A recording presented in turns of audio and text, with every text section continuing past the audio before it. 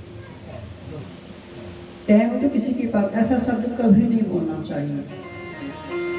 ऐसा शब्द देखो आगे वृतांत आएगा। शब्द किसका विषय है? बोलो, शब्द विषय किसका है? शब्द विषय है आकाश का। किसका विषय है? आकाश का। सृष्टि खंड आज बड़े ध्यान से सुनने की कथा है। नाचना नचाना अलग बात होती है।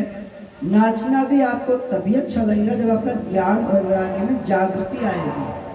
आपको ये पता होना चाहिए कि हम नाच क्यों रहे हैं, हम गा क्यों रहे हैं, ये तो पता होना चाहिए। ऐसा नहीं कि भजन गाया और गा लिया और नाच लिया। भक्ति की जागृति भी तभी होती है जब ज्ञान और वैराग्य युवा हो, जवान हो।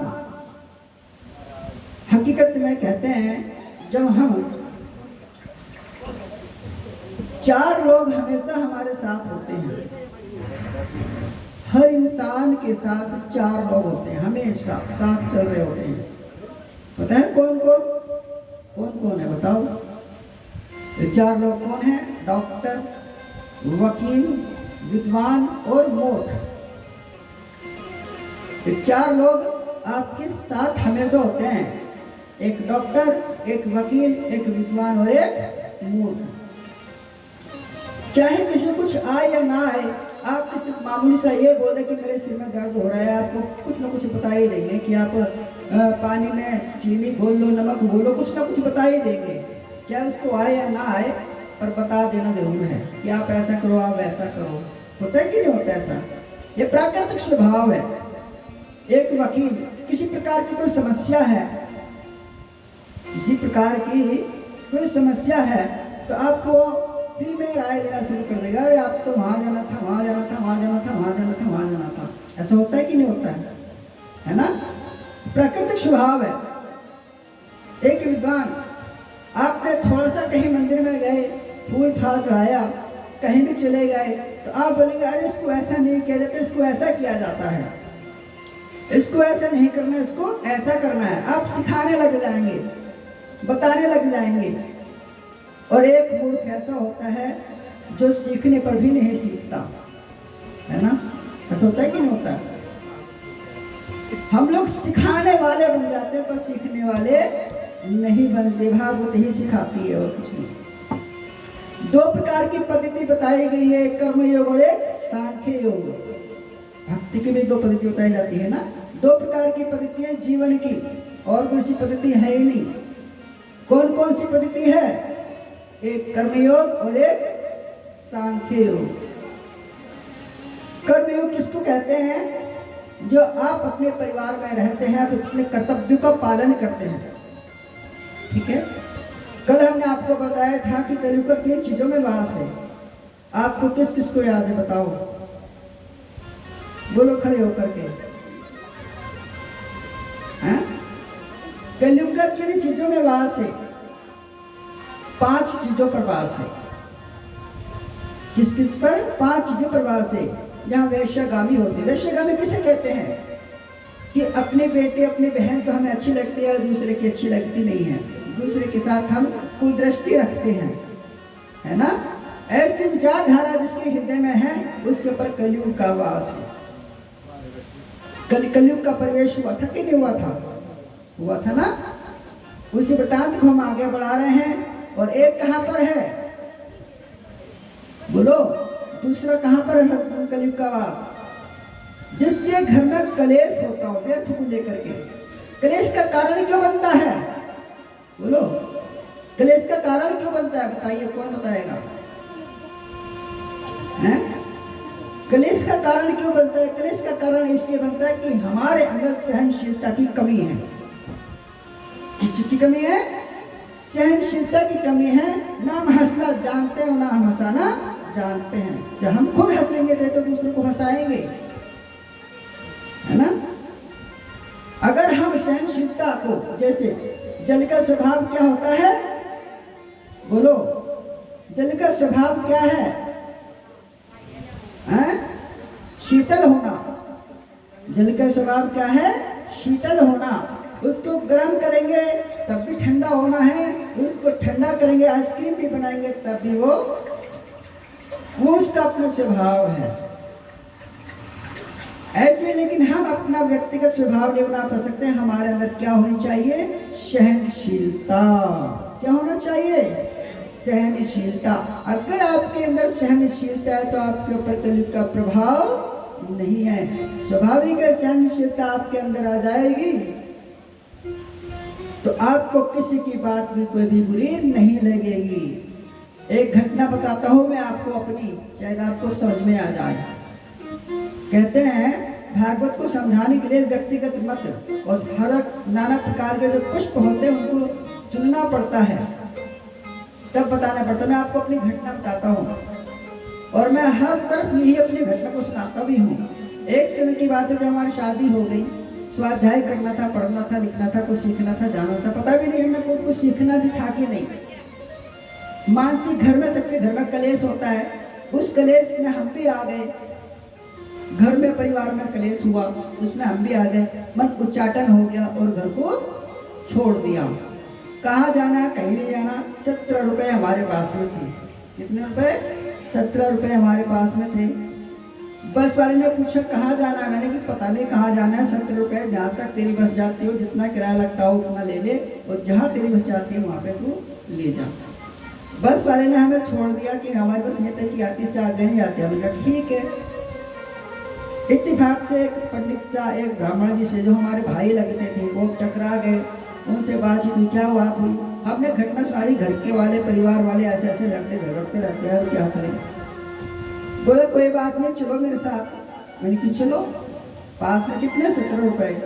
बोले मंडी जाना है। मैंने कि मंडी जाना है? बोले हाँ। बैठे बस में, हमने सोचा यही होगी कि सब्जी मंडी वगैरह कुछ ना कुछ होगा। भाग्य लेकर के आ रहा है, अन्न जल लेकर के आ रहा है, पता नहीं चल रहा हमारा। शून्य में चले गए हम। कहाँ जाना? ना मरने की चिंता, ना जीने की चिंता, कुछ भी नहीं है। बस चले जा रहा है पंडित जी के पीछे पीछे, शायद भगवान ही होंगे वो। मंडी वहां पहुंच गए, बस से रेलवे स्टेशन पहुंच गए। हमने सोचा शायद यहाँ पे कुछ खरीदना होगा। ट्रेन में बैठ गए। मैंने, हो सकता है कोई बड़ी मंडी में जाना हो इन्होंने। ट्रेन में बैठे, देखते देखते कीरतपुर साहिब आ गया।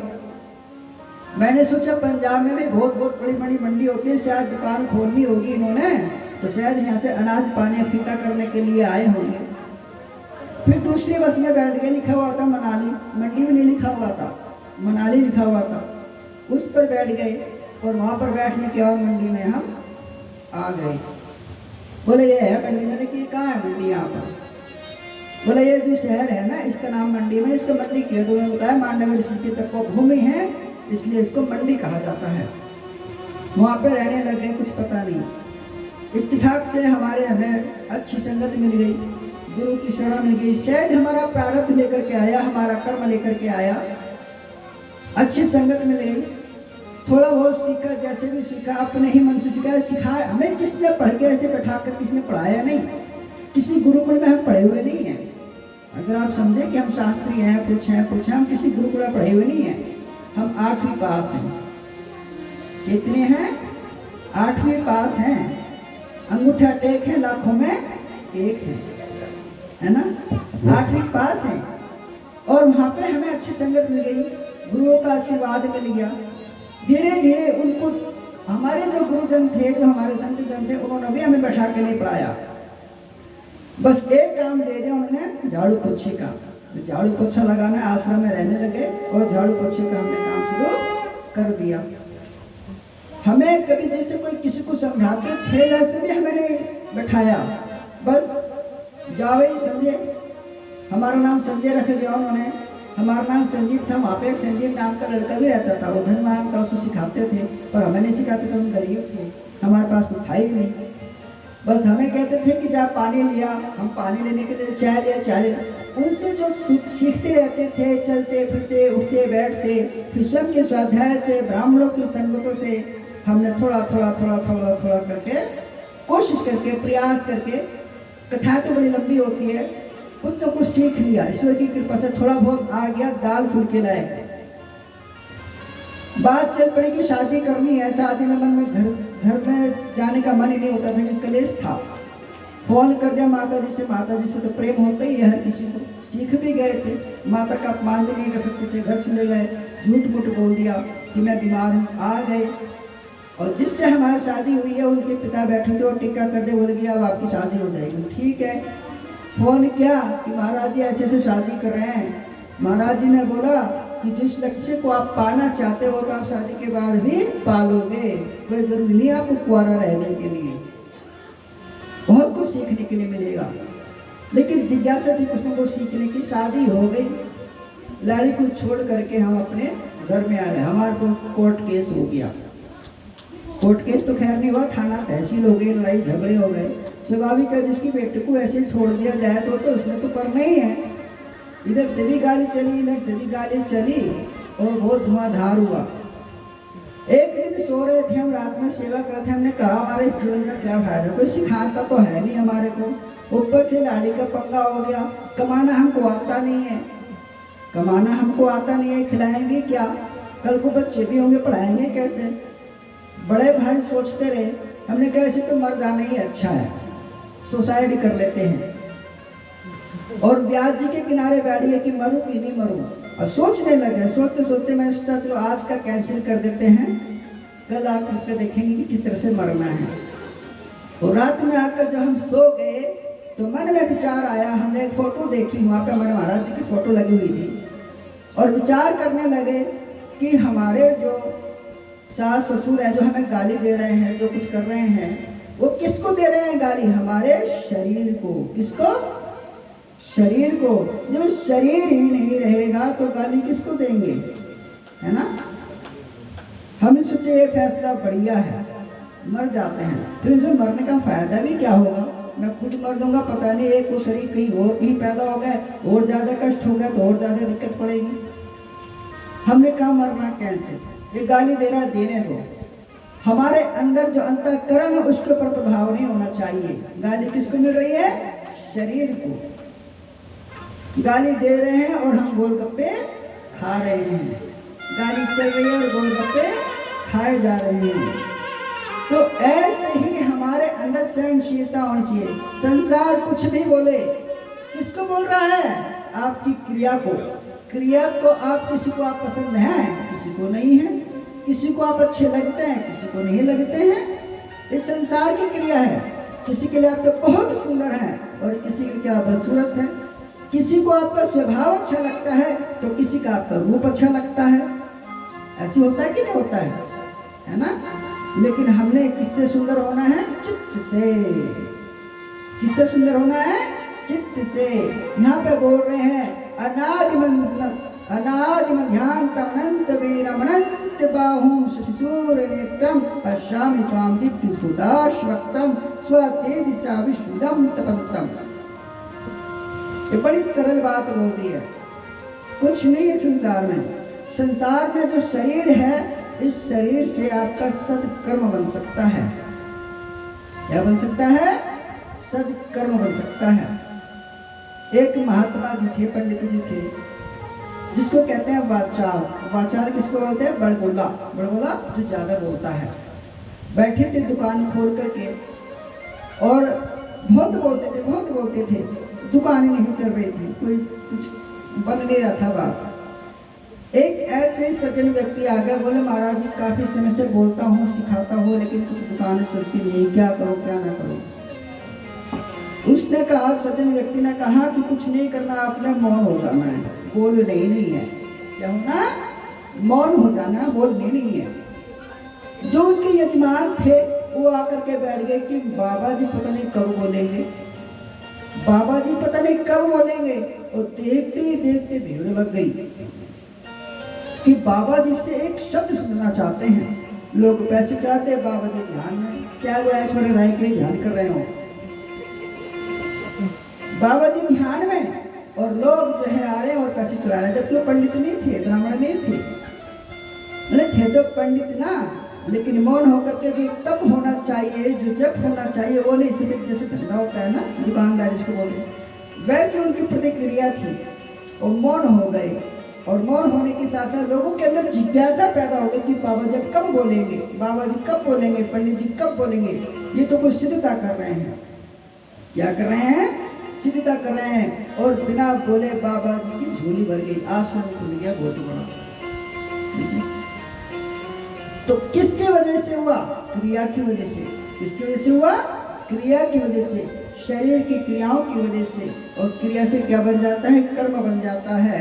इसलिए हमारे जीवन में सबसे ज्यादा जो महत्वपूर्ण है वो क्या है? सहनशीलता। क्या है? सहनशीलता। ये शरीर की क्रिया है और शरीर में ही रह जानी है। तो ये पता आपको चल गया होगा कि क्लेश का कारण क्या होता है। कलयुग का वास किसमें है? क्लेश में है। हमें क्या होना चाहिए? सहनशीलता। ऐसे नहीं सासू ने बोल दिया कि बेटा कि चल ऐसा कर देना, और बहू कहती कि नहीं हमने तो ऐसे नहीं करना, तो डीसी बनना है ना। ऐसे सहनशीलता। सहनशीलता बहुत बड़ा गुण कहा जाता है। हर में गुरु कहे, माता कहे, पिता कहे। पिता बोले कि बेटा कि मोबाइल नहीं चलाना, लेकिन बेटे की जिद की आगे बेटा भी। माता शत्रु पिता बेरी ये निबालों ने पाठ थे ना हंस मध्य बकोय था। माता को शत्रु कहा जाता है, पिता को बैरी कहा जाता है। किस माता पिता को बैरी कहा जाता है? आप लोग पढ़ते हैं तो भी माता चाहे पिता तुम्हें बंधु च सखा तुम बोलते हैं ना। एक तरफ माता और पिता की स्तुति हो रही है, वंदना हो रही है, और एक श्लोक में बोला जा रहा है माता शत्रु पिता बैरी ये निवाड़ो ने पाठते ने हंस मध्य बकोय था। एक तरफ ऐसा बोल रहा है, माता को बैरी बोला जा रहा है, माता का शत्रु बोला जा रहा है, और पिता को बैरी बोला जा रहा है। कौन से बच्चे के लिए? जिस बच्चे के अंदर संस्कार ना हो। कौन से बच्चे के लिए? संस्कार ना हो। अधर्म का साथ जो देता है, जैसे धृतराष्ट्र था, वो अधर्म कर रहा था दूसरे की संपत्ति, जिसका अधिकार था, युधिष्ठिर का अधिकार था उस राज्य पर, लेकिन धृतराष्ट्र किसका साथ दे रहा था? दुर्योधन का साथ दे रहा था। है कि नहीं?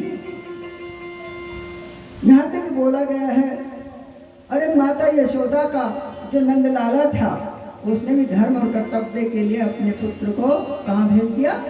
युद्ध के लिए भेज दिया कि जा। उससे ज्यादा प्रेम कौन करता होगा अपने बच्चों से? बोलो। उसकी तो तपस्या ही ऐसी थी कि यार उसको नंदलाला, यशोदा के मैया कहा जाता है, नंद उसकी कन्हैया की मैया कहा जाता है। उससे ज्यादा प्रेम कौन करता था? लेकिन उसने कर्तव्य के लिए छोड़ दिया। लेकिन हम क्या करते हैं? हमारा बच्चा कुछ गलती करता है तो हम उसका साथ ले लेते हैं, उसका विरोध नहीं करते। क्या करते हैं? उसका साथ ले लेते हैं। हमें सत्य का और असत्य का पता नहीं होता है, जबकि हम लोग क्या बोलते हैं? और सत्य सनातन धर्म की जय। बोलते कि नहीं बोलते? जो सत्य को धारण करता है वही सनातन है। जो सत्य को धारण करता, सत्य किसे कहते हैं? बोलो। हैं? सत्य किसे कहते हैं? सत्य का पता है किसको कहते हैं?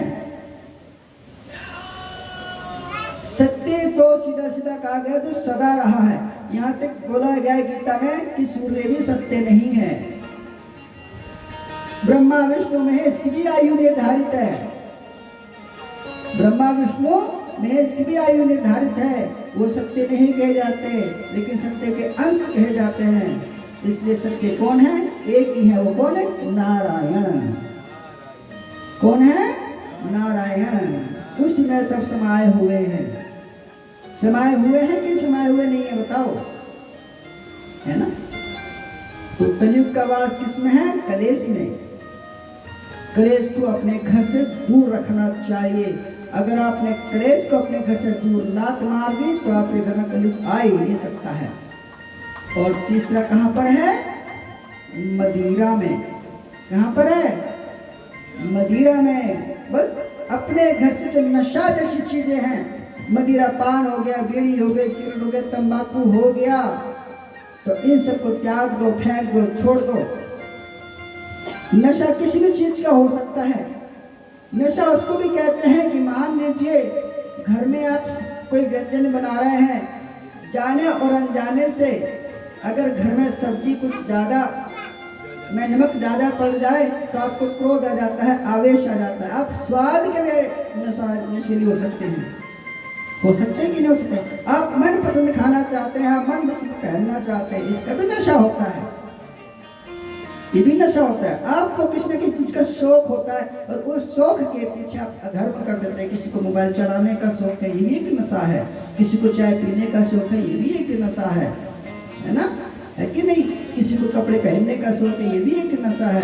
किसी को शिकार करने का ज्यादा शौक है, ये भी एक नशा है। करना सभी है, लेकिन सीमित दायरे में रह करके करना है।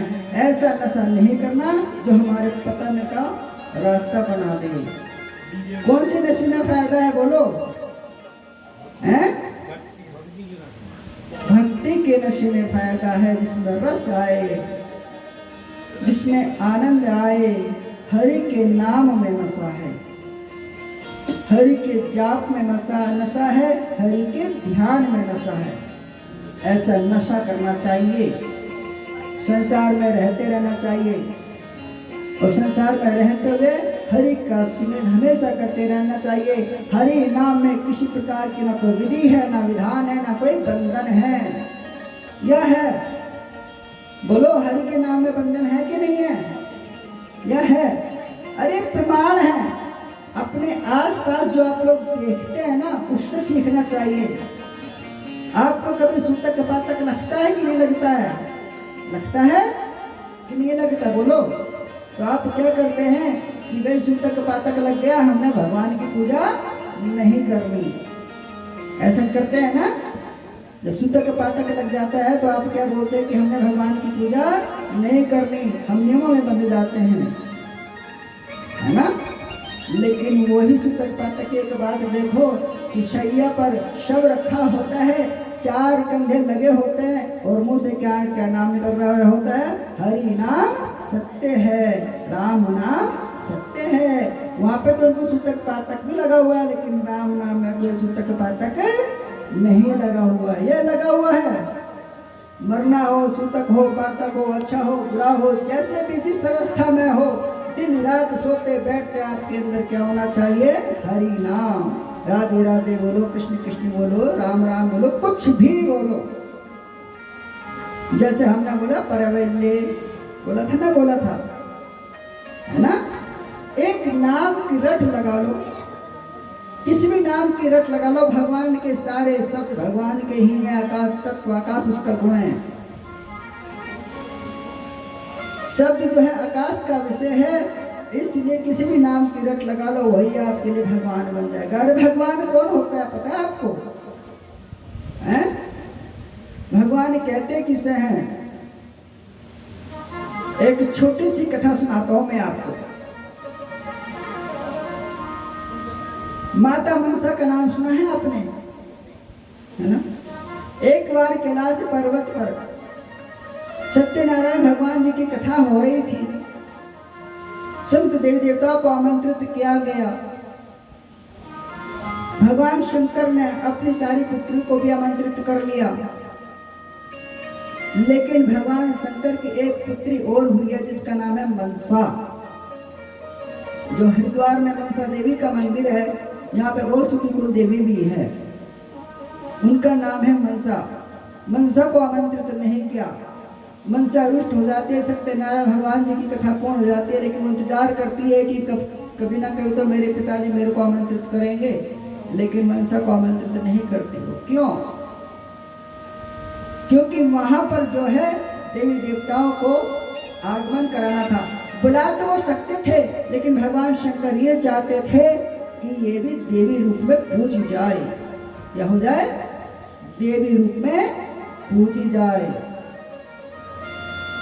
लेकिन माता मनसा को कोई पूजता नहीं था। माता मनसा आ जाती हो तो शक्ति स्वरूपा है। उन्होंने भगवान शंकर ने जब हलाहल पी लिया था तो माता मनसा ने उनके हलाहल जो विष था उसको ग्रहण कर लिया था। बहुत त्याग किया माता मनसा ने, बहुत ज्यादा त्याग किया। जगतकारी जी से उनकी शादी हुई थी,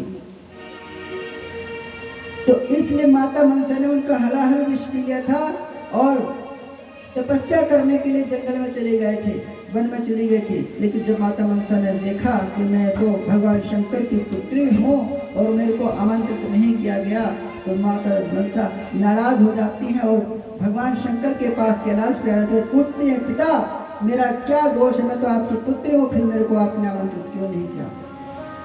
तो बोला मैंने तो आपको इसलिए, भगवान गणेश जी भी खड़े होते हैं, बोले आप तो गणेश हैं, गजानंद हैं, आप तो विनायक हैं, आप तो कम से कम हमारा ध्यान रखना था, आप तो हमें आमंत्रित कर सकते थे। माता मनसा को आमंत्रित नहीं किया। तो भगवान शंकर ने कहा कि हम आपको आमंत्रित तो कर सकते थे, लेकिन हम चाहते थे कि आप तेई बन जाएं, आप पूजनीय बन जाए। तो उसने कहा इसके लिए क्या करना है, मैं कैसे देवी बनूंगी? बोले देवी या देवता बनाने का काम हमारा नहीं है, वो किसका काम है? भक्तों का काम है। किसका काम है? भक्तों का काम है, ये काम हमारा नहीं है। मैं ना शंकर हूं ना शिव हूं, भक्त ने मुझे शंकर बोला तो मैं शंकर बन गया, भक्त ने मेरे को शिव बोला तो मैं शिव बन गया। जिस नाम से मेरे को भक्त भजेंगे वही मैं बन जाऊंगा। भक्त ही हर किसी को भगवान बना देता है। और अब भक्तों की आस्था ने तो पता नहीं किस